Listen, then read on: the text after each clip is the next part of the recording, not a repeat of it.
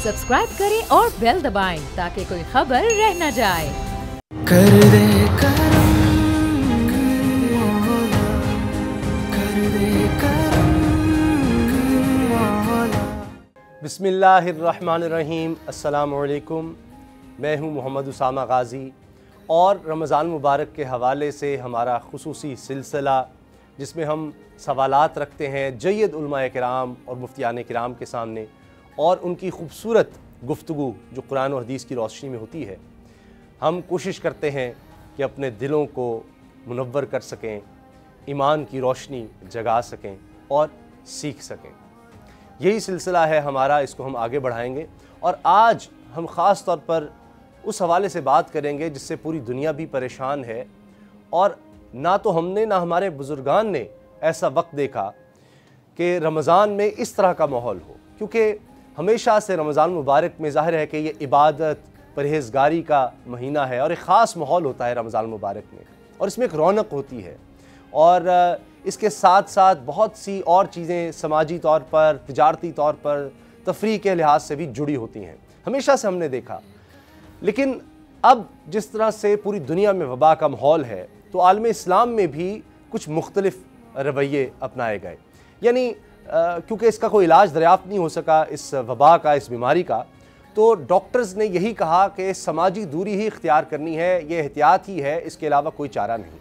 तो लिहाजा फिर इबादात में भी, जो कि हमारे दीन में हम देखते हैं कि इज्तिमा पर बहुत ज़्यादा ज़ोर है, तो बाजमात नमाज हो, तरावी और दीगर, यानी हम देखते हैं कि हमेशा से रमज़ान मुबारक में इफ्तार के वक्त, हत्ता कि अब तो सहर के वक्त भी हम देखते हैं कि लोगों में इज्तिमा करके एक इज्तिमाई इफ्तारी और सहरी का एक एहतमाम किया जाता था, मगर अब उस पर भी पाबंदी लगाई गई। तो हुआ ये कि उलमाए किराम के दरमियान और हुकूमत के दरमियान 20 नुकात पर अमल दरामद का एक वादा हुआ, लेकिन अफसोस के साथ हमें ये कहना पड़ रहा है कि ज़्यादातर जगहों पर यह देखा गया कि उस पर अमल नहीं हो रहा। मुख्तलिफ रिपोर्ट्स आई हैं, वीडियोज़ आई हैं, सोशल मीडिया पर भी मौजूद हैं। यानी ये कहा गया कि फ़ासला रखा जाएगा, कम तादाद में लोग आएंगे, बुज़ुर्ग लोगों को मना किया गया, बीमारों को, बच्चों को मना किया गया। लेकिन आप देख रहे हैं कि हम तरावी में और दीगर मौक़ों पर रश देख रहे हैं लोगों का, तो यानी उस पर अमल नहीं किया जा रहा। आज ख़ास तौर पर हम इस हवाले से बात करेंगे कि दीन में इसके क्या अहकामात हैं और जब एक मुआहिदा हो गया और उलमाए किराम ने ख़ुद उस बारे में लिख कर दिया कि हाँ जी इस पर अमल होना चाहिए, सब एहतियाती तदाबीर इख्तियार करें, अब अगर नहीं होती तो क्या अहकामात हैं, इस बारे में हम बात करेंगे। और आज भी जय्यद उलमाए किराम हमारे साथ मौजूद हैं। मेरी बड़ी खुशकिस्मती है, हम सब की बड़ी खुशकिस्मती है कि जनाब मुफ्ती तारिक मसूद साहब आज हमारे पैनल में मौजूद हैं, जनाब अल्लामा अमीन शहीदी साहब हैं और जनाब डॉक्टर ताहिरुल कादरी साहब भी हमारे साथ हैं। मुफ्ती तारिक मसूद साहब, सबसे पहले मैं गुजारिश करूंगा आपसे, ये फरमाइए सूरह बकरा के हवाले से जो आयत नंबर 195 है उसकी रोशनी में फरमाइए कि ऐसे माहौल में, ऐसे दौर में जब हलाकत का ख़तरा हो, यानी लोगों की जान जा सकती है, ये नहीं कि सिर्फ मेरी जान जा सकती है जो एहतियात नहीं करता, बल्कि मेरी वजह से और लोगों की जान जा सकती है, तो सूरह बकरा की रोशनी में फरमाइएगा क्या अहकामात है कुरान मजीद के। बिस्मिल्लाहिर्रहमानिर्रहीम। देखिए, इस्लाम में जो अहकाम हमें दिए गए हैं उनमें जो हिकमतें हैं उनमें फ़ुक़हा 4 मशहूर हिकमतें बयान करते हैं। उनमें सबसे पहले है, जिसकी सबसे पहले तो नहीं कह सकते लेकिन जिसकी बहुत ज़्यादा अहमियत है, वो हिफ्ज़ जान है, इंसानी जानों की हिफाजत। और अल्लाह ताला ने इंसानी जान की जो कीमत बयान की है कुरान मजीद में, मन अहयाहा फ़कअन्नमा अहयन्नास जमीआ, जिसने एक इंसान की जान बचाई गोया तमाम इंसानों की जान बचाई उसने। तो हर वो चीज़ जो इंसानी जानों की हलाकत का ज़रिया बन सकती है उससे इज्तिनाब करना चाहिए और इसके बारे में कुरान और सुन्नत में हमारे पास रहनुमाई मौजूद है। इस्लाम ने जहाँ जमात किया है, मौक़े पर इस्लाम ने उसको मुस्तहब करार दिया है, वहीं इस्लाम ने ज़रूरत के अहकामात भी बयान किए। रसूलुल्लाह सल्लल्लाहु अलैहि वसल्लम ने बारिश के मौके पे फरमाया, हज़रत बिलाल को हुक्म दिया कि अज़ान दो कि सल्लू फ़ी रिहालिकुम, अपने अपने खैमों में नमाज़ पढ़ें। बारिश में तो कीचड़ लगने का ख़तरा होता है, फिसलने का ख़तरा होता है और कोई ऐसी बीमारी नहीं लगती जिससे लोग मुतासिर हों, लोगों में वो बीमारी फैले। यहाँ तो जानों का ख़तरा है और बीमारियाँ फैलने का ख़तरा है।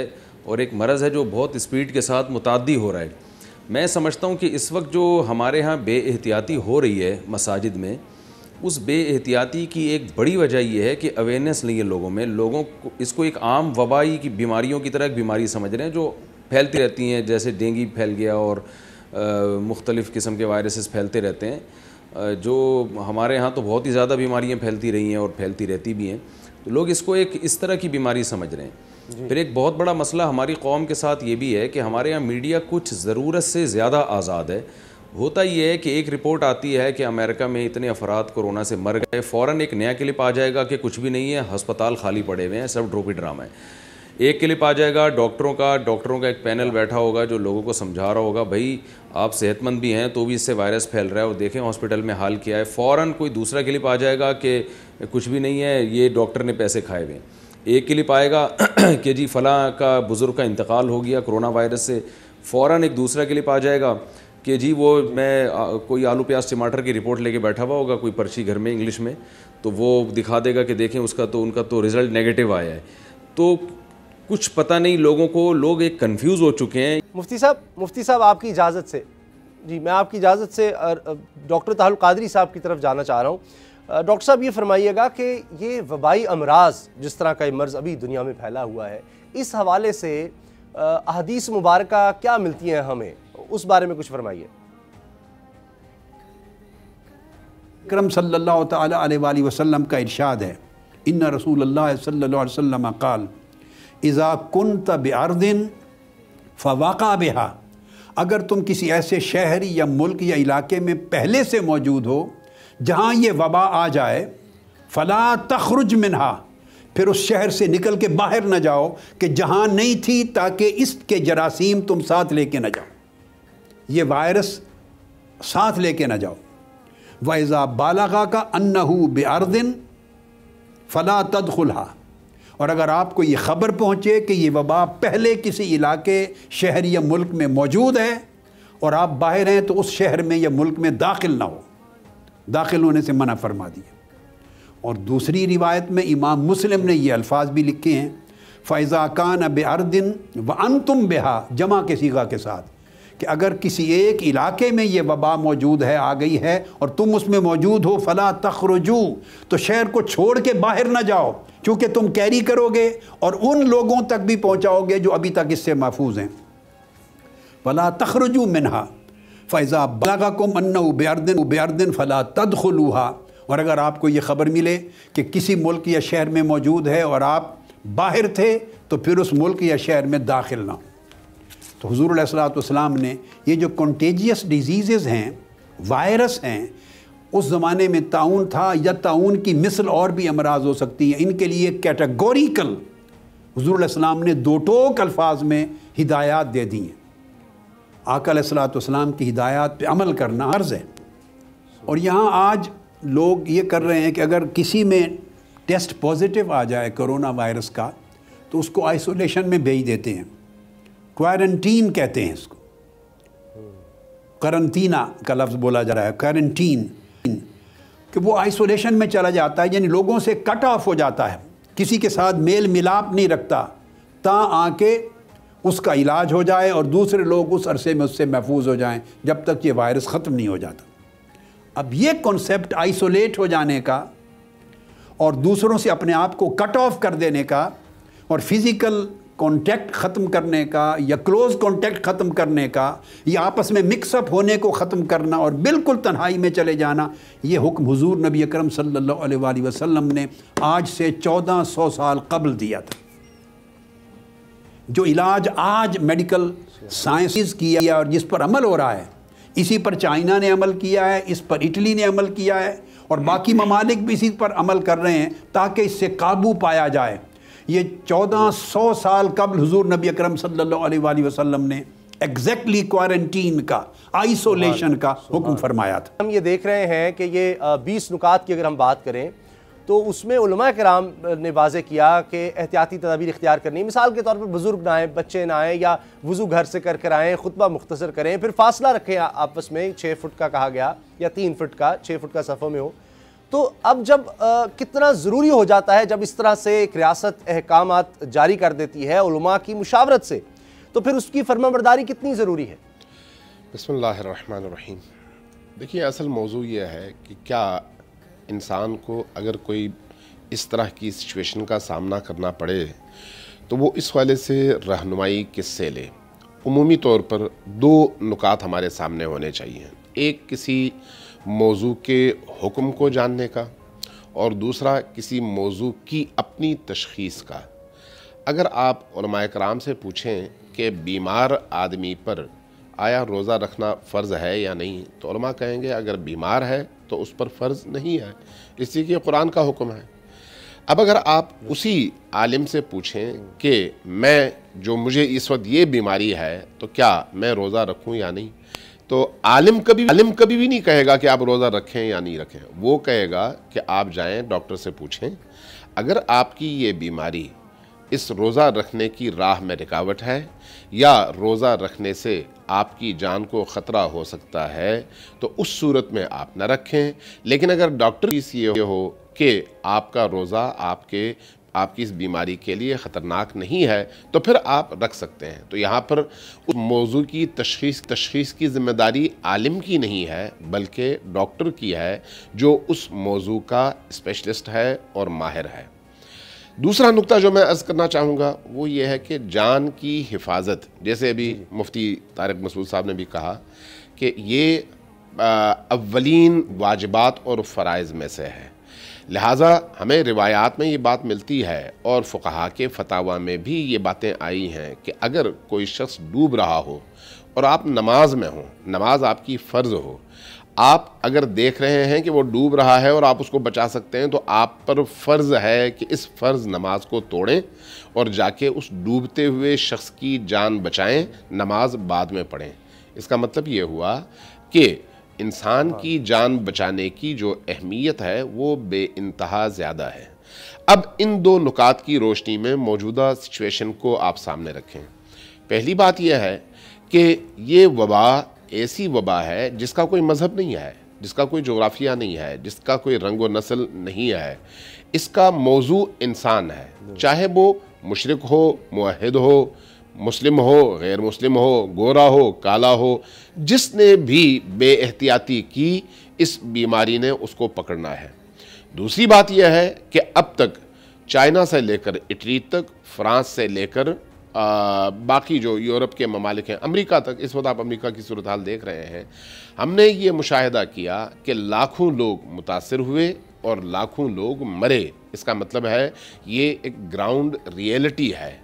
اب دوسری طرف اگر آپ امریکہ میں اس مرض کے پہلے کیس کے آنے کے 2 مہینے کے اندر کی جو رپورٹ ہے وہ دیکھ لیں، اور پاکستان میں 25 فروری کو پہلا کیس ڈائیگنوز ہوا، اس وقت سے لے کر 25 اپریل تک ان 2 مہینوں کا رزلٹ دیکھ لیں، آپ دیکھیں گے امریکہ میں ٹوٹل ان 2 مہینوں میں 5000 کیسز تھے اور پاکستان کے اندر 12000 کیسز ہیں ان 2 مہینوں کے اندر۔ لیکن چونکہ بیماری ایسی ہے جو فوری طور پر پھیلتی ہے اور یہ ضرب میں پھیلتی ہے، ملٹیپلائی ہوتی ہے، تو اس لیے جیسے جیسے وقت آگے گزرتا چلا جائے گا بیماری کی پھیلنے کی رفتار بھی بڑھتی چلی جائے گی اور وہ جمع نہیں ہوگی، پلس نہیں ہوگی، بلکہ وہ ملٹیپلائی ہوگی۔ اب ایسی صورتحال میں ہم 300 کے قریب آدمی یہاں پر مر گئے ہیں۔ اگر ایسا ہے تو پھر اب ہماری شرعی، دینی، اخلاقی اور عقلی ذمہ داری کیا بنتی ہے؟ سب سے پہلی بات یہ ہے، فرض کرے حکومت کچھ بھی نہ بولے تو کیا ہمیں اجتماعات میں جانا چاہیے؟ عقل بھی کہتی ہے، شریعت بھی کہتی ہے کہ چاہے حکومت خاموش بھی رہے آپ کو نہیں جانا چاہیے۔ کیوں؟ اس لیے کہ قرآن نے کہا لا تلقوا بأیدیکم الی التہلکہ، اپنے آپ کو جان بوجھ کر ہلاکت میں نہ ڈالو۔ اب جبکہ حکومت نے ایک فیصلہ کیا ہے اور یہ فیصلہ حکومت نے نہیں کیا، بقول صدر عارف علوی کے، چونکہ میں اس اجلاس میں موجود تھا، ان کے بقول ڈاکٹرز کی آرا کو سامنے رکھتے ہوئے ڈاکٹرز سے مشاورت کے بعد یہ فیصلہ کیا گیا۔ اب اس میں سیاسی پریشر انوالو تھا، دوسری چیزیں انوالو تھی، اس پر میں بحث نہیں کرتا، گفتگو نہیں کرتا، لیکن بہرحال یہ تو ایک حقیقت ہے کہ فیصلہ ہوا۔ لیکن اس فیصلے کے آنے کے بعد بھی مختلف اطراف سے ڈاکٹرز نے جو نئی رائے دی وہ یہ ہے کہ اس فیصلے فیصلے کے آنے کے باوجود آپ کو چاہیے کہ آپ آئسولیٹ ہوں, آپ سوشل ڈسٹنس قائم رکھیں, اس لیے کہ بیماری بہت تیزی سے پھیل رہی ہے. تو اس کا مطلب یہ ہوا کہ اب اگر گورنمنٹ نے ان شرائط کے ساتھ 20 نکات کے ساتھ اجازت دی بھی ہے, تب بھی عقل کا تقاضا یہ ہے کہ آپ احتیاط کریں. اب یہ جو ٹائم ہے نا, میں اپنی گفتگو مکمل کر لوں. دیکھیے, اب جب یہ صورتحال ہے نا, تو ہمیں اسلام کی طرف دیکھنا چاہیے کہ اسلام ہمیں کیا بتاتا ہے. اسلام یہ کہتا ہے کہ چونکہ یہ بیماری ایسی ہے جس کا ماہر آپ کو رائے دے گا, جب بیماری کا ماہر ڈاکٹر آپ سے کہتا ہے کہ آپ آئسولیٹ ہوں, سوشل ڈسٹنس رکھیں, تو اس کے بعد یہی حکم شریعت کا بھی ہے. اب اگر آپ نے اس کی مخالفت کی تو اس کا مطلب یہ ہے کہ آپ نے شریعت کی مخالفت کیا ہے. اس حوالے سے ہمارے جتنے بھی فقہا ہیں, لبنان میں, عراق میں, ایران میں, افغانستان میں, پاکستان میں, بحرین میں, باقی دنیا میں, ان تمام فقہا کا اس بات پر اتفاق ہے کہ 3 چیزیں ہیں. پہلی بات یہ ہے کہ آپ ڈاکٹر کی طرف رجوع کریں گے, جو ڈاکٹر نے کہا اس کی اطاعت کریں گے, جب ڈاکٹرز کی تشخیص یہ ہو کہ آپ نے یوں کر کے ایسے عمل کے ذریعے سے اپنے آپ کو بچانا ہے, وہ آپ کے لیے حجت ہے, دلیل ہے. دوسری بات یہ ہے کہ اگر کسی جگہ لوگوں کے اجتماع کی وجہ سے آپ کے جانے سے آپ کو وہ بیماری لگ سکتی ہو, اس کے باوجود کہ یہ خطرہ ہے, آپ اس اجتماع میں جاتے ہوں اور وہاں پر جانے کے بعد اگر آپ کو یہ بیماری لگتی ہے, تو آپ نے شعوری طور پر خودکشی کے لیے اقدام کیا ہے, جو کہ حرام ہے, اور آپ مجرم ہیں. اب دوسرا فتویٰ انہی فقہا کا وہ یہ ہے کہ اگر آپ کو خدا نخواستہ یہ بیماری لگ جائے, تو اس صورت میں اگر آپ کو یہ پتا ہو کہ میں کہیں پر جاؤں تو میری وجہ سے دوسرے لوگ متاثر ہوں گے اور بیماری کا شکار ہوں گے اور مر سکتے ہیں, اس کے باوجود آپ اگر کسی اجتماع میں جاتے ہیں, آئسولیشن سے نکلتے ہیں, سوشل ڈسٹنس کا خیال نہیں رکھتے, تو آپ نے گویا اقدام قتل کیا ہے. اب اگر کسی شخص کو بیماری کے لگنے کی وجہ سے وہ مر جاتا ہے, تو اس کی دیت آپ پر واجب الادا ہے. اب ایسی صورتحال میں مجھے من حیث ایک باشعور مسلمان کے اور پاکستانی کے میرا فریضہ بنتا ہے کہ میں نہ اس طرح کے اجتماعات میں جاؤں اور نہ ہی خود اپنے آپ کو اس بیماری کا شکار ہونے دوں, نہ کسی اور کو اس بیماری کا شکار کروں.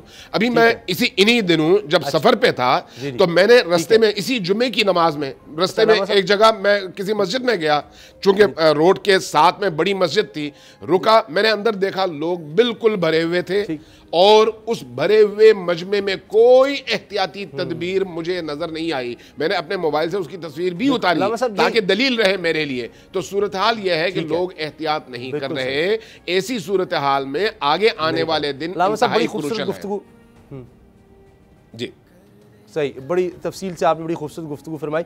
مفتی طارق مسعود صاحب یہ فرمائیے کہ اگر لوگوں کی بھلائی کے لیے مسجد جانے سے روکا جاتا ہے, تو اس کے باوجود اگر کوئی زبردستی کرنے کی کوشش کرتا ہے, اس کو نہیں مانتا, جس طرح ہم نے دیکھا ہے مساجد میں جن لوگوں کا کہا گیا کہ وہ نہ جائیں, چاہے وہ بیمار ہے, کھانسی نزلہ زکام ہے, بزرگ ہے, نہیں مانتے, زبردستی کرتے. ہم نے بھی دیکھا کہ پولیس کو بھی زد و کوب کیا گیا, خاتون کو بھی. تو ایسی صورت میں گناہگار کون ہے؟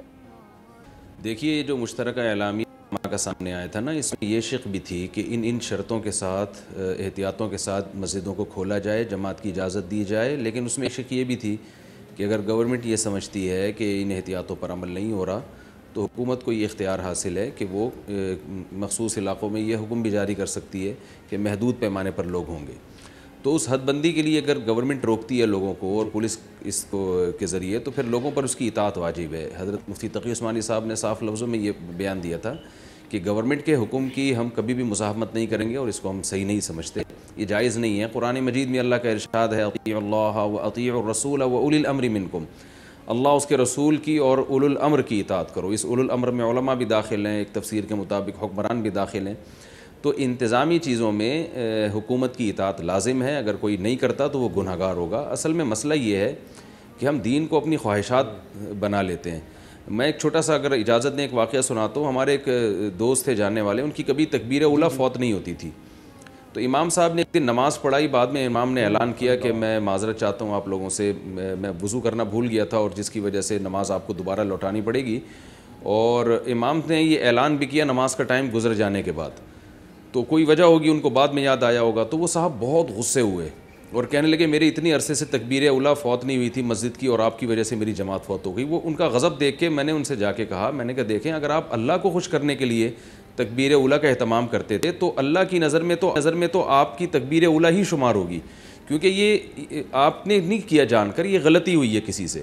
تو اللہ کی نظر میں آپ کو تکبیر اولیٰ سے نماز پڑھنے والوں کا ثواب مل گیا ہے, لیکن مسئلہ ہوتا ہے بعض دفعہ ریکارڈ قائم کرنا. تو اب مسئلہ یہی ہے کہ جن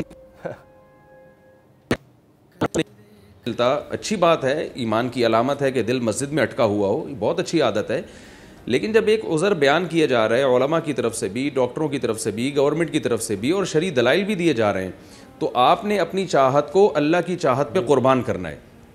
آپ نے یہ کہنا ہے کہ بھئی جو رب مجھے مسجد میں جماعت کے ساتھ 27 گنا ثواب دے سکتا ہے, وہی اب اس مجبوری میں مجھے گھر میں بھی وہی ثواب ملے گا. تو آپ کیوں پولیس سے لڑ رہے ہیں, کیوں مزاحمت کر رہے ہیں؟ لوگ یہ بھی کہتے ہیں کہ صرف مسجدوں کو کیوں فوکس کیا جا رہا ہے, باقی جگہوں کو کیوں نہیں کیا جا رہا؟ تو باقی جگہوں کو بھی کیا جا رہا ہے. جیسے بے احتیاطیاں مسجدوں میں ہو رہی ہیں, باقی جگہوں پہ بھی ہو رہی ہیں, تو باقی جگہوں کے بارے میں بھی ہم یہی کہہ رہے ہیں. یا ہم فرق نہیں کر رہے مارکیٹوں میں اور مسجدوں میں. جو لوگ مارکیٹوں میں بے احتیاطی کر رہے ہیں ہم ان کو بھی منع کرتے ہیں کہ بھئی آپ بازار میں بھی رش نہ لگائیں, آپ مسجدوں میں بھی رش نہ لگائیں, آپ کہیں بھی رش نہ لگائیں. تو حکومت کے حکم کی خلاف ورزی اس بارے میں بالکل ناجائز ہے, قرآن و سنت کی تعلیمات کے بالکل خلاف ہے. آپ صلی اللہ علیہ وسلم نے اس کی قطعاً اجازت ہمیں نہیں دی. اور یہاں بھی لوگوں کو غلط فہمی ہے کہ لوگ یہ سمجھ رہے ہیں گورنمنٹ کو کوئی مسجدوں سے نفرت ہو گئی ہے یا کوئی امریکہ ان مسجد بند کروانا چاہتا ہے. تو وہی باتیں میں نے جیسے شروع میں کہا تھا, اویئرنیس نہیں ہے, لوگوں کو آگاہی نہیں ہے. لوگوں کو یہ بات سمجھ لینی چاہیے کہ مسجدیں نہیں, ایئرپورٹ سب سے پہلے بند ہوئے ہیں. آپ کو پتہ ہے فضائی کمپنیوں کا نقصان بہت زیادہ ہوا ہے, کروڑوں اربوں ڈالر کا ان کو نقصان ہو رہا ہے. تو یہ لوگوں میں اویئرنیس نہیں ہے. تو گورنمنٹ کی یہ بھی ذمہ داری ہے کہ میڈیا کا صحیح استعمال کر کے لوگوں کو آگاہ کیا جائے کہ کوئی پروپیگنڈا نہیں ہے, کوئی سازش نہیں ہے, آپ کی خیرخواہی میں کام کیا جا رہا ہے. ہمیں نہ نماز سے نفرت ہے, نہ ہم مسلمان ہیں, ہم مومن ہیں.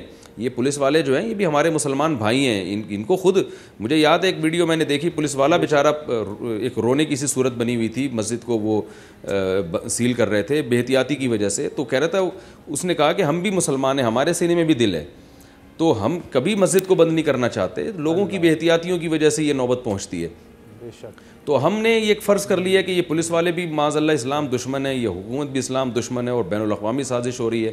تو جب تک یہ سازش کا جو دماغ میں وائرس ہے یہ نہیں نکلے گا, اس وقت تک اس وبا والا وائرس ہم دنیا سے ختم نہیں کر سکتے.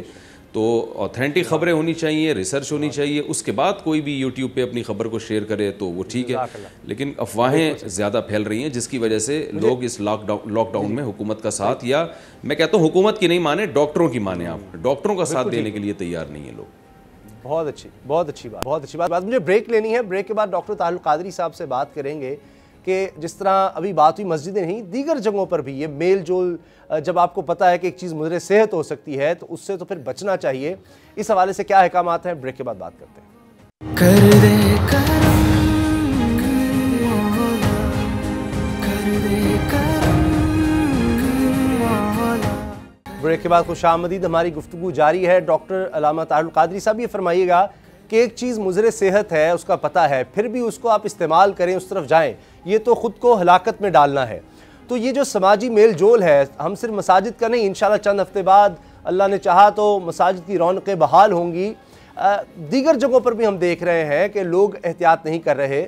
تو پھر ایسے میں کہ خود کے لیے بھی کوئی نقصان پہنچائیں اور اس سے بڑھ کر کے دوسروں کو نقصان آپ پہنچا سکتے ہیں, اس بارے میں دوسروں کو مشکل میں ڈال سکتے ہیں, اس بارے میں کیا احکامات ہیں؟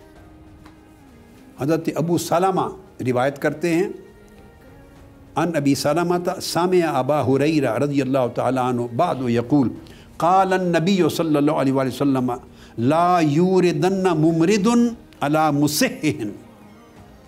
حضور علیہ السلام نے فرمایا لا یوردن ممرد علی مصح. اس کے دو معنی ہیں.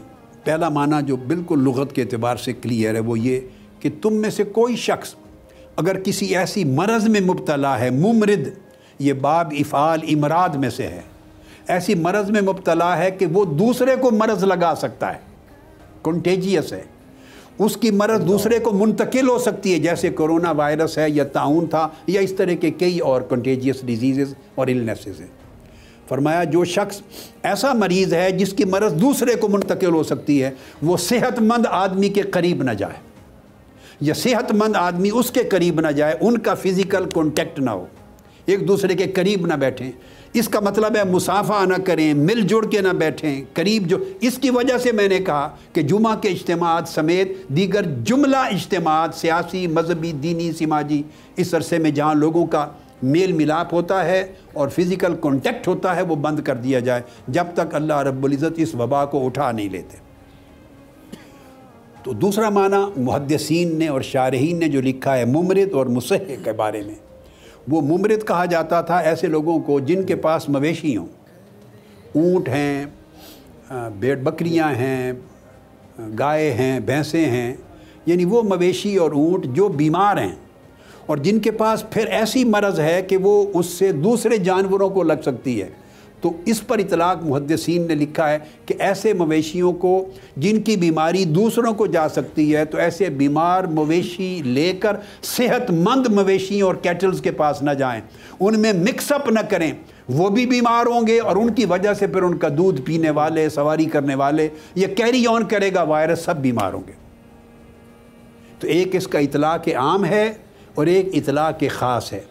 اطلاق خاص اس وقت کی جو عرب سوسائٹی تھی اس کے حوالے سے فرمایا کہ جن کے اونٹ، بیل، مویشی بیمار ہیں اور ان کی بیماری دوسرے کو ٹرانسفر ہو سکتی ہے، ان کو لے کر صحت مند مویشیوں کے پاس نہ جائیں، نہ ان کے ساتھ ملا کے پانی پلائیں، نہ ان سے مکس اپ کریں، کیونکہ ان کی مرض دوسروں میں منتقل ہوگی اور پھر وہ آگے منتقل ہوتی چلی جائے گی۔ اور اطلاق عام ہر فرد پر ہے۔ ممرض ہر اس شخص کو بھی کہتے ہیں کہ جس کی مرض کنٹیجیس ہے، جو دوسرے کو منتقل ہونے والی ہے، جیسے کرونا وائرس ہے۔ تو فرمایا جس کے پاس ایسی مرض ہے کہ اس کی مرض دوسرے کو منتقل ہو سکتی ہے، لہٰذا وہ کسی صحت مند آدمی کے ساتھ کانٹیکٹ نہ کرے، ان کا آپس میں فل ملاپ نہ ہو، مصافحہ نہ ہو، ملاقات نہ ہو، کہ کہیں اس کی مرض جو ہے اس کے جراثیم اور اس کے بیکٹیریا اور اس کے وائرس دوسرے کو منتقل نہ ہو۔ سبحان۔ علامہ امین شہیدی صاحب یہ فرمائیے گا کہ مجبوری کی حالت میں فرض نماز گھر میں ادا کرنے کے حوالے سے اسلام کیا کہتا ہے؟ دیکھیے، بنیادی طور پر جو نماز ہے وہ ظاہر ہے ہر فرد کا خدا کے ساتھ رشتے کی وہ بنیاد ہے جس پر اس کی عبودیت قائم ہے۔ لہٰذا نماز تو فرض ہے 5 اوقات میں۔ جب فرض ہے مسجد میں پڑھنے کا ثواب زیادہ ہے، لیکن جب مسجد میں اس طرح کی بالکل استثنائی صورتحال ہو، غیر معمولی صورتحال ہو، تو پھر اللہ تبارک و تعالیٰ نے زمین کو انسان کے لیے، مومن کے لیے اور مسلمان کے لیے مسجد قرار دیا ہے۔ لہٰذا ایسی جگہ جہاں پر بیماری سے بچتے ہوئے اور دوسروں کو بیماری سے بچاتے ہوئے نماز پڑھی جا سکے، وہاں پر نماز پڑھنی چاہیے۔ اور اسی طرح سے جب آپ گھر میں ہوں، آئسولیٹڈ ہوں اور قرنطینہ میں ہوں فرض کریں، تو پھر اپنے گھر کو اپنی مسجد بنائیں اور 5 اوقات کی نمازیں وہاں پر پڑھیں۔ ویسے بھی نوافل تو آپ گھر میں پڑھتے ہی ہیں، تو فرائض بھی پڑھیں جب تک یہ غیر معمولی صورتحال ختم نہیں ہوتی۔ مسئلہ غیر معمولی صورتحال کا ہے، ورنہ کس کا جی چاہتا ہے کہ مسجد نہ جائے؟ کیسے ہو سکتا ہے کہ مسجد جائے بغیر انسان اپنے اندر اطمینان فیل کرے؟ یہ تو ایسے ہی ہے جیسے آپ نے مچھلی کو پانی سے باہر نکال لیا ہو، وہ تڑپے گی۔ ہمارا بھی یہی حال ہونا چاہیے، ہر مومن اور ہر مسلمان کا۔ لیکن جب ایکسٹرا آرڈینری اس طرح کی صورتحال ہو جس کو آپ استثنائی کہتے ہیں، غیر معمولی کہتے ہیں، تو پھر آپ کو اپنے آپ پر جبر کرنا پڑے گا، گھر میں بیٹھنا پڑے گا، گھر میں مصلی بچھائیں، کوئی جگہ مخصوص کریں جو پاک جگہ ہو، قبلہ رخ ہوں، فرائض بھی وہیں پر پڑھیں، نوافل بھی وہیں پر پڑھیں، قرآن کریم کی تلاوت بھی وہیں پر کریں، اور یہ بھی یقین رکھیں کہ جہاں جہاں آپ مصلی بچھا کر نماز پڑھیں گے وہ زمین عالم محشر میں آپ کی گواہ ہوگی، اور آپ کی گواہیوں میں اضافہ ہوتا چلا جائے گا جب آپ مختلف جگہوں میں مختلف زمینوں پر نماز پڑھتے ہوں گے۔ تو اس لیے اس حوالے سے پریشان ہونے والی بات نہیں ہے۔ ان دنوں خصوصی طور پر گھروں میں ہی نماز کا اہتمام کرنا چاہیے، اور باقی عبادات کا بھی گھروں ہی میں اہتمام کرنا چاہیے جب تک یہ وبا مجموعی طور پر ملک سے ختم نہ ہو اور اس کے پھیلنے کا خدشہ باقی رہے، تب تک احتیاط ضرور کرنی چاہیے۔ سبحان اللہ، سبحان اللہ، جزاک اللہ۔ مفتی طارق مسعود صاحب یہ فرمائیے گا کہ دنیا بھر میں ہم نے دیکھا ہے کہ جہاں جہاں یہ حکم دیا گیا، کہا گیا کہ آپ اجتماعات نہ کریں، مساجد کے حوالے سے بھی جب کہا گیا باجماعت نماز کا، آپ سعودی عرب کی مثال لے لیں، دیگر ممالک کی، تو وہاں عوام نے اس پر عمل کیا.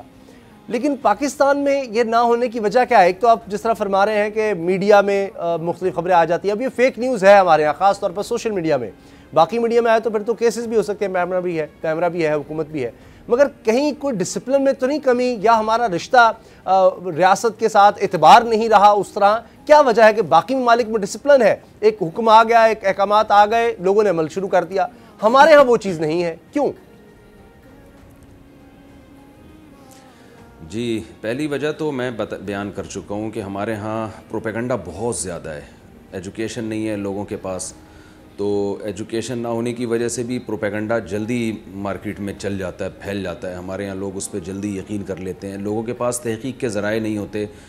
ڈاکٹر بہت سے ہیں جو کلپ بازیاں کر رہے ہیں، لوگوں کو پتہ ہی نہیں ہے کہ یہ ڈاکٹر ہیں بھی کہ نہیں ہیں. وہ کوئی ڈاکٹر بن کے الٹے سیدھے کلپ چلا دے گا، کسی کو کیا پتہ چلتا ہے؟ یہاں تو 20-20 سال کلینک کھول کے درجنوں بندے مر چکے ہوتے ہیں، پھر پتہ چلتا ہے ان کے پاس جعلی سرٹیفکیٹ ہے.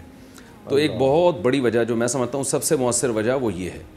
دوسری ایک وجہ حکومت کا کنٹرول نہ ہونا. گورنمنٹ بھی ہمارے ہاں ایسی پاورفل حکومتیں نہیں ہیں جیسی باہر ہوتی ہیں. سعودی عرب میں تو بادشاہت ہے، انہوں نے تو ایک ڈنڈا گھمایا سب لائن پہ آ گئے. وہاں تو ایک بحث کی مجال ہی نہیں ہے کہ یہ گورنمنٹ کا فیصلہ صحیح ہے یا غلط ہے. گورنمنٹ نے ایک سرکولر جاری کیا اور سب اس کے تحت جو ہے وہ وجہ اس کی ان کے پاس آپشن ہی نہیں ہے بولنے کا حکومت کے خلاف یا حکومت کے کسی فیصلے کے خلاف اظہار رائے کی وہاں پرمیشن ہی نہیں ہے. تو اس کے کچھ فائدے بھی ہوتے ہیں، کچھ نقصانات بھی ہوتے ہیں، لیکن جہاں نقصانات ہیں تو وہاں فائدے بھی ہیں. تو فائدہ یہ ہے کہ پوری قوم ایک ہی اس پہ روش پہ چلتی ہے کہ اس پر عمل کرتی ہے. ہمارے ہاں جمہوریت ہے اور پھر جمہوریت میں بھی کوئی اسٹرانگ گورنمنٹ نہیں آتی. اس میں اب آپ دیکھیں وفاقی حکومت کچھ اور کہتی رہی ہے اور صوبائی حکومت کچھ اور، دونوں کے فیصلے ہی ٹکرا رہے تھے. ادھر صوبائی حکومت کا فیصلہ ہوتا ہے لاک ڈاؤن ہوگا اور وفاقی حکومت کی طرف سے اعلان ہوتا ہے لاک ڈاؤن کے. یہ نقصانات ہیں. تو لوگ کہتے ہیں جب یہ آپس میں ہی کنفیوز ہیں تو ہم اپنی نمازیں کیوں چھوڑیں بھائی، ہم تو اللہ کی طرف رجوع کریں گے. تو کنفیوژن گورنمنٹ کی طرف سے بھی پھیلائی جاتی ہے اور ایک فیصلہ نہیں ہوتا. دوسری بات، یعنی یہ تو دو باتیں ہو گئی. تیسری بات یہ ہے کہ لوگوں میں اس وجہ سے بھی تشویش ہوتی ہے کہ بھائی اگر لاک ڈاؤن ہونا ہے تو پھر سب جگہ صحیح طرح سے ہو نا. یہ کیا بات ہے کہ مسجدوں میں پابندی لگ رہی ہے لیکن ہم مارکیٹوں میں دیکھ رہے ہیں رش اسی طرح سے. آپ جائیں ذرا کراچی کی کچی آبادیوں کی طرف جائیں تو پتہ ہی نہیں چلے گا کہ یہاں کوئی لاک ڈاؤن بھی ہے. تو ایسے لوگ مل رہے ہیں اور آلو پیاز ٹماٹر بک رہے ہیں، خوب رش ہے اور خوب خرید و فروخت ہو رہی ہے، جھپیاں مار رہے ہیں ایک دوسرے کے ساتھ، مسافے ہو رہے ہیں.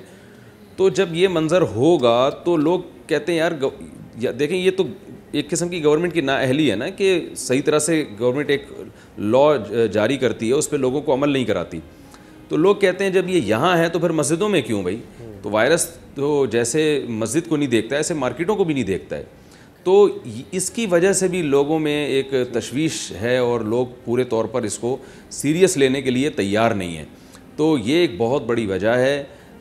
حکومت کو ان تینوں چیزوں پہ کنٹرول کرنا پڑے گا. ایک تو حکومت کی صفوں میں خود بھی اتحاد ہو، وہ اپنا اعتماد لوگوں پہ بحال کرے اور وہ یہ ثابت کرے کہ ہم لوگوں کو کوئی آرڈر دے رہے ہیں تو ہم آپ کے خیر خواہ ہیں، ہمارے کوئی مفاد نہیں ہے کہ جی وہ باہر سے قرضہ لینا تھا. ایک صاحب کہنے لگے وہ گورنمنٹ اصل میں یہ سب کچھ اس لیے کر رہی ہے ان کو IMF سے قرضہ لینا ہے. تو عجیب فضول قسم کی باتیں. یعنی مطلب یہ کہ اور اپنی معیشت کو گراؤ. قرضہ تو اس لیے لیا جاتا ہے کہ کچھ تھوڑا سا یعنی کچھ ملک کے حالات اچھے ہو جائیں. تو اس وائرس سے جو تباہی ہو رہی ہے، جو قرضہ دینے والے ہیں وہ خود تباہ ہو رہے ہیں. امریکہ سے آپ قرضہ لے رہے ہیں، اس کی اپنی حالت تو دیکھیں، اس امریکہ کی حالت کیا ہو چکی ہے. تو وہی بات ہے، جہالت ہے، مس انڈرسٹینڈنگ ہے اور لوگوں کو کنفیوز کیا جا رہا ہے. ایک پلیٹ فارم پہ میں نے 2-3 مہینے پہلے ایک بہت بڑے عالم سے ایک بڑی پیاری بات سنی تھی. انہوں نے کہا تھا اس وقت 2 مہینے پہلے انہوں نے یہ بات کہی تھی کہ اس وقت حکومت کو، ڈاکٹروں کو اور علماء کو ایک پلیٹ فارم پہ آ جانا چاہیے. تینوں طرف سے ایک ہی بات مسلسل دہرائی جائے گی تو لوگ اس کو سیریس لیں گے. تینوں پلیٹ فارم سے اگر کہیں سے بھی اختلاف ہو گیا تو لوگ تو سیریس چیز کو ہمارے یہاں سیریس نہیں لیتے. تو جو ہے وہ پھر جو جس میں لوگ ویسے ہی کنفیوز ہیں کہ سیریس ہے بھی یا نہیں ہے، اس کو کہاں سے سیریس لیں گے. تو تینوں طبقات کو، ڈاکٹروں کو، گورنمنٹ کو اور علماء کو ایک ہی بات کرنی چاہیے. بالکل صحیح. علامہ امین شہیدی صاحب یہ فرمائیے گا آپ سے آخری سوال کہ اس دفعہ ہم نے دیکھا کہ علماء بھی ایک چیز کہہ رہے ہیں, امام مسجد بھی کہتا ہے, لیکن وہ زبردستی کسی کو نہیں روک پاتا وہ بیچارہ, بلکہ لوگ اس سے کہیں ناراض ہو جائیں گے, وہ بھی خوفزدہ ہوتا ہے. ہمارے یہاں مساجد کمیٹیاں بنی ہوئی ہیں, ان کا رول وہ اس کا لوگ کچھ اس کو سنتے ہی نہیں, سمجھتے نہیں. علماء اب سب ایک چیز کہہ رہے ہیں, حکومت ایک چیز کہہ رہی ہے, پھر بھی لوگ نہ مانیں تو اب کیا کیا جائے؟ حکومت کہتی ہے ہم 21 کروڑ لوگوں پر پولیس تو نہیں رکھ سکتے, کس کو جا کر بند کریں, پکڑیں اور جیلوں میں ڈالیں, تو وہاں ایک الگ مسئلہ ہے, کوئی ایسے تو نہیں الگ الگ ان کو رکھ سکیں گے. تو یہ بھی ایک مسئلہ ہے کہ لوگ امام کی بھی نہیں سن رہے, علماء کی بھی نہیں سن رہے.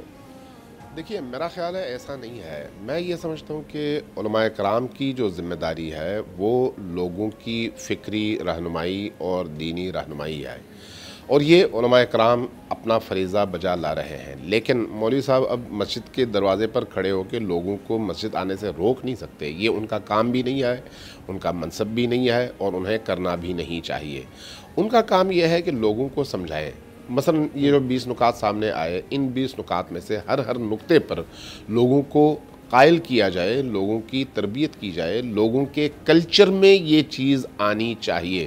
آپ ذرا غور کریں کہ اگر 4 مہینے پہلے آپ پاکستان میں سینیٹائزر کا نام لیتے تو شاید نصف سے زیادہ آبادی کو پتہ ہی نہ ہوتا کہ سینیٹائزر ہے کس چیز کا نام. لیکن آج ہر بندے کو پتہ ہے کہ سینیٹائزر کا رول کیا ہے اور اس وقت اس کی ضرورت کیا ہے. کیوں؟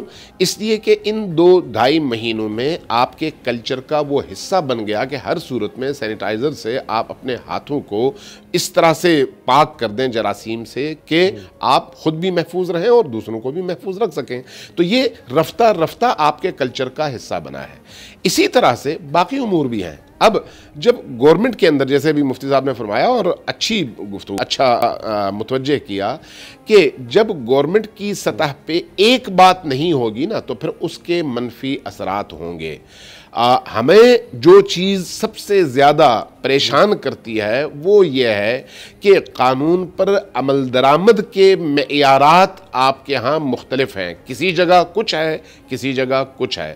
جب ایک آرڈر ریاست کی طرف سے جاری ہو تو اس آرڈر پر عمل درآمد کرانے کی ذمہ داری آپ کی فورسز کی ہونی چاہیے, اور لوگوں کو اس بات پر آپ کو قائل کرنے کے لیے الیکٹرانک میڈیا اور سوشل میڈیا کا سہارا لینا چاہیے. اور اسی طرح سے ساتھ میں مساجد کا اور باقی جتنی بھی عبادت گاہیں موجود ہیں ان عبادت گاہوں کا سہارا لینا چاہیے, تاکہ لوگوں کو بار بار بتایا جا سکے. قرآن نے ہمیں بالکل واضح طور پر کہا ہے فذکر فذکر فذکر. یہ فذکر بار بار قرآن میں آیا ہے, فذکر فإن الذکریٰ تنفع المؤمنین.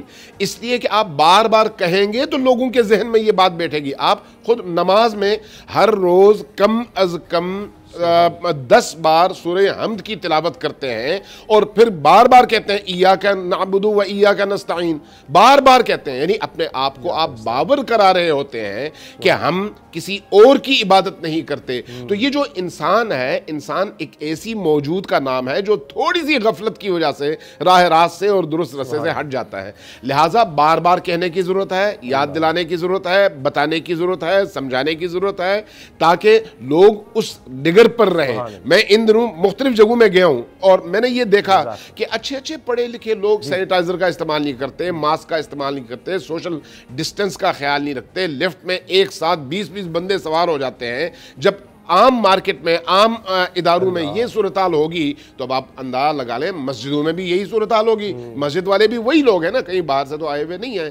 اس لیے میں یہ سمجھتا ہوں کہ لوگوں کو بار بار بتانے کی ضرورت ہے. آپ جو پروگرام کر رہے ہیں بہترین پروگرام ہے. اس حوالے سے یہ نہیں سوچنا چاہیے کہ بھئی یہ بات پرانی ہو گئی ہے. نہیں, ہر روز کی ہماری ضرورت ہے یہ بات, ہر روز کی. ہر روز 10 دفعہ کانوں میں پھونکنا چاہیے کہ بھئی یہ احتیاط کرو, یہ احتیاط کرو, یہ احتیاط کرو, تاکہ ہم بیماری کو روک سکیں. جزاک اللہ, جزاک اللہ. امین شہید صاحب بہت شکریہ آپ کا. آخر میں آخری سوال تعلق قادری صاحب سے ہو جائے, پھر اختتام کریں گے ہم پروگرام کا. ڈاکٹر صاحب یہ فرمائیے کہ کسی شخص کو کوئی وبائی بیماری ہے تو اس سے بچنے کے لیے کیا تعلیمات ہیں؟ حضور السلام نے فرمایا وَفِرَّ مِنَ الْمَجْزُومِ كَمَا تَفِرُّ مِنَ الْأَسَدِ. جس شخص کو جزام ہو, یعنی یہ کنٹیجیس مرض ہو جس کا وائرس کثرت کے ساتھ کانٹیکٹ کے ذریعے دوسرے کو منتقل ہو سکتا ہے۔ فرمایا اس سے اس طرح دور رہو، بھاگو جس طرح شیر سے اپنے آپ کو بچاتے ہو اور دور ہوتے ہو۔ جس طرح شیر سے اپنی جان بچاتے ہو اس طرح مجذوم شخص سے بچاؤ، کیونکہ اس کی مرض اگر کثرت کے ساتھ آپ کا کے ساتھ میل ملاقات رہی اور آپ کو ٹرانسفر ہو گیا تو پھر آپ کے لیے خطرناک ہے۔ یہ حضور علیہ الصلوۃ والسلام نے یہ حدیث میں ارشاد فرمائی۔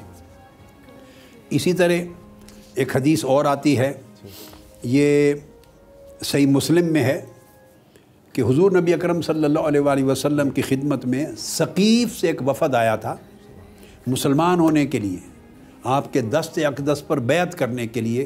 ثقیف یہ طائف کے قریب کا علاقہ تھا، وہاں سے وفد چل کے آیا مدینہ طیبہ۔ تو ایک جگہ ٹھہرایا گیا وفد، حضور علیہ الصلوۃ والسلام کو اطلاع پہنچی اور آپ کو یہ اطلاع پہنچی کہ ان میں ایک شخص ہے مجذوم، یعنی اس کو جذام ہے، یعنی یہ وائرس ہے اس کو جو کنٹیجیس ہو سکتا ہے۔ جب یہ اطلاع پہنچی تو آقا علیہ السلام نے وہیں بیٹھے ایک شخص کو بھیجا، فرمایا اس کو خبر دو کہ ہم نے وہیں سے تمہیں بیعت کر لیا، واپس چلے جاؤ۔ انا قد بایعناک فرجع، ان الفاظ کو پھر غور سے سن، انا قد بایعناک فرجع، ہم نے تمہیں بیعت کر لیا ہے۔ یہ ادھر ہی پیغام بھیجا جہاں دور وہ بیٹھے تھے، فرجع واپس چلے جاؤ، یہاں نہ۔ آقا علیہ السلام نے اپنے پاس مجلس میں، چونکہ دیگر صحابہ کرام بھی بیٹھے ہوتے تھے، بچے بھی بیٹھے ہوتے تھے، اور یہ جگہ ایسی تھی کہ جہاں پھر ہر وقت لوگوں کا 5 وقت نماز میں کثرت کے ساتھ آنا جانا تھا، تو آقا علیہ السلام نے کہ وائرس آگے کسی کو منتقل نہ ہو، اس کو اپنی مجلس میں نہیں آنے دیا اور فرمایا ہم نے تمہیں بیعت کر لیا، تم واپس چلے جاؤ۔ ان الفاظ کے ساتھ آقا علیہ السلام کو واپس بھیجا۔ اور مسند امام احمد بن حنبل میں الفاظ ہیں، آپ نے ایک شخص کو بھیجا، فرمایا فاخبرہ انی قد بایعتہ فلیرجع، اس کو جا کے خبر دے دو کہ میں نے اس کو بیعت کر لیا ہے، واپس چلا جائے۔ اور یہ نسائی میں بھی الفاظ اس طرح ہیں، فرمایا ارجع فقد بایعتک، واپس پلٹ جاؤ، میں نے تم سے بیعت کر لی ہے، تمہاری بیعت لے لی۔ تو بیعت کا مطلب دل کا ارادہ ہوتا ہے، تم نے چونکہ ارادہ کر لیا ہے میری بیعت کا، اگر ہاتھوں سے ہاتھ مس نہیں بھی ہوا، مسافہ نہیں بھی ہوا، میرے ہاتھ میں تم ہاتھ آ کے نہیں بھی دے سکے اور دور بیٹھے ہو، تمہارے ارادے سے تمہاری بیعت ہو گئی۔ اصل حقیقت یہ آقا علیہ السلام نے اس کو اپنی مجلس میں نہیں آنے دیا، وہیں سے واپس بھیج دیا۔ اتنی احتیاط کی صحابہ کرام کے لیے، دیگر فیملیز کے لیے، بچوں کے لیے اور سوسائٹی کے لیے۔ یہ میں نے چند احادیث بخاری اور مسلم سے آپ کو کوٹ کی ہیں اور دیگر کتب حدیث سے، تو اس کے اوپر حضور نبی اکرم صلی اللہ علیہ وسلم کی واضح ہدایات ہیں جس کی شک کو شبہ۔ سبحان اللہ، سبحان۔ مفتی صاحب میرے پاس چند سیکنڈ ہے، میں چاہ رہا ہوں کہ آپ کی طرف سے مفتی طارق مسعود صاحب ایک قوم کے لیے، دیکھنے والوں کے لیے جو پیغام ہے آپ فرمائیے۔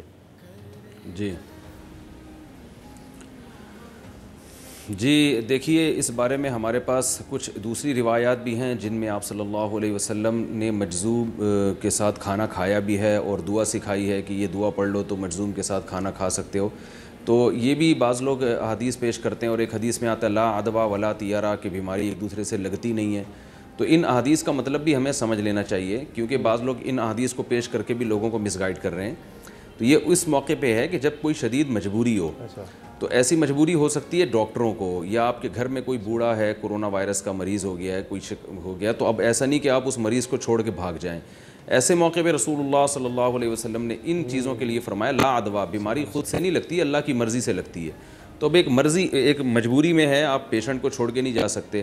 تو ہمارے جو ڈاکٹر حضرات ہیں ہاسپٹلز میں، جو ظاہر ہے ان کو تو علاج کرنا ہے پوری احتیاطی تدابیر کے ساتھ، تو ان کے لیے اللہ کے رسول صلی اللہ علیہ وسلم کی تعلیمات کچھ اور ہیں، ایک عام آدمی کے لیے کچھ اور ہیں۔ ایک عام آدمی کے لیے کوئی احتیاط کرے، لیکن جس کے لیے ضروری ہے، یعنی ایک عام آدمی کے لیے وہ سوشل ڈسٹینس رکھے، لیکن جس کے لیے ضروری ہے مریض کی تیمارداری، آپ کے گھر میں اگر کوئی پیشنٹ ہے تو آپ پھر وہاں سے نہیں بھاگ سکتے۔ پتہ چلا آپ نے کہا کہ بھی حدیث میں آتا دور بھاگو، تو اب میرے والد صاحب بیمار ہیں تو میں بھاگ جاؤں، نہ، وہاں نہیں ہے۔ وہاں آپ نے اللہ پہ اعتماد کرنا ہے، اللہ پہ توکل کرنا ہے۔